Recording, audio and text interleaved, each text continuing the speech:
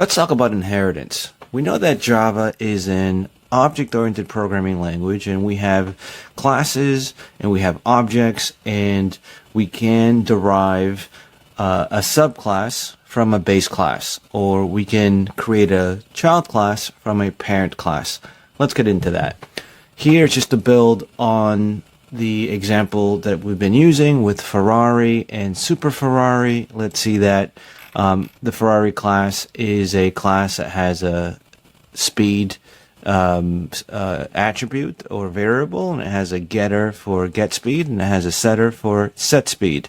Now we have Super Ferrari, and that is extending from Ferrari with the extends keyword. We're basically saying that Super Ferrari is the child class of the parent class Ferrari. In other words, Ferrari is the base class, the derived class is Super Ferrari. What does that mean? Well, that means that everything that Ferrari has, Super Ferrari has implicitly, right? So we have a go fast method, and Ferrari has a go fast method. That means that's being overridden, right? We're using overriding here to override the go fast method in the base class. But look at how the Super Ferrari class doesn't have explicitly the getter and setter method for dealing with speed. But that doesn't mean we can't access it. In fact, it means exactly the opposite. That means that we can access whatever the Ferrari class has without having to redefine it here. So let's prove that. So here, let's just say that we want to have a Super Ferrari here for Ed's class, and we're going to have Super Ferrari here for Ed's Ferrari, and we can just say that's right. That's going to be the variable name. Now we're going to say, hey, Ed Ferrari, which we know is of type Super Ferrari. Let's get the speed, and Ed Ferrari. Let's go and set the speed to 2,000. Well, we know that's not going to work based on the previous example because the setter says, hey, look, is it more than 1,000 miles an hour or equals to 1,000? If so, don't do anything. So let's just say that we're setting this up to 600 miles an hour, and then let's print it. So that means that if we run this, we're going to see that this will print the 600 after the 400, and it does.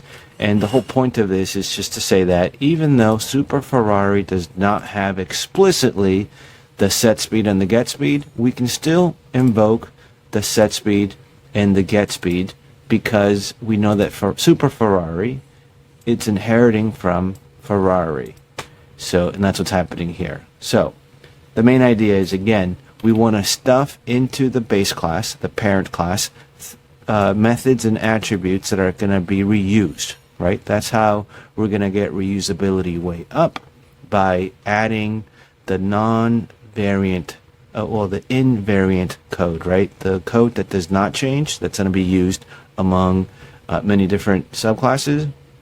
Well, just define it once. Define it in the parent class.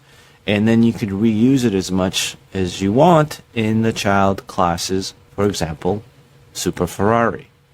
And that's why inheritance is such a big deal. Why? Because it makes our code more concise. It helps with reusability. It increases reusability. And we know that the less things we have to manage, the better off we'll be. Because if we have to go ahead and tweak this conditional statement, we only do it in one place, and all these subclasses, right, that are using this method are going to automatically be using the right version of this method. Instead of changing it 3 or 4 or 5 different times, we know that we could forget one instance, to modify one instance of this method, and we're going to get into trouble, and we're not going to get what we expect, what we want, and therefore a bug will be introduced in our code. So again, inheritance is a big deal. Why? Because we get reusability to go up, and we organize our code base in such a way that it makes sense for us, so that we only have to tweak and optimize our time, just tweaking in one place versus in multiple places.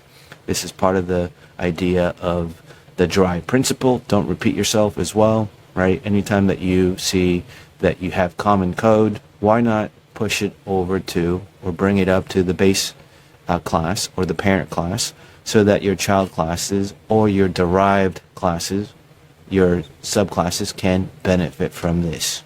I hope this helps.